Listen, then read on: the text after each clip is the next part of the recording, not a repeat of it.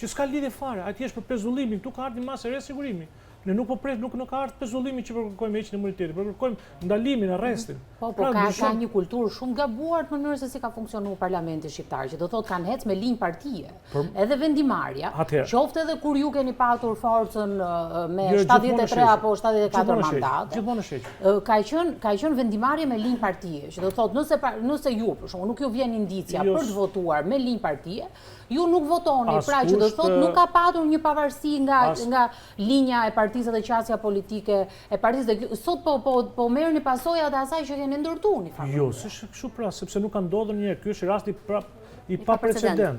Nuk ka ndodhur ndonjë që mos hiqet imuniteti, kërkohet nga prokuroria hiqje imunitetit. Thash edhe një herë, vetëm kur bëhet për arsye të forta politike që po e goditet politikisht. Po kjo nuk është arsye sepse ata kanë sjellë material me prova pafund, të cilën kanë administruar të dyja palët ose të gjithë anëtarët e Këshillit Mandateve Imuniteteve. Pra nuk jemi në përballë këtij rasti. Dhe ne nuk vlerësojmë nëse është fajtor, s'është fajtor, se provën fundit fare as prokuroria të arreston, të ndalon, të kontrollon, të çon për gjyq fundit fare gjykata që do jep vendim.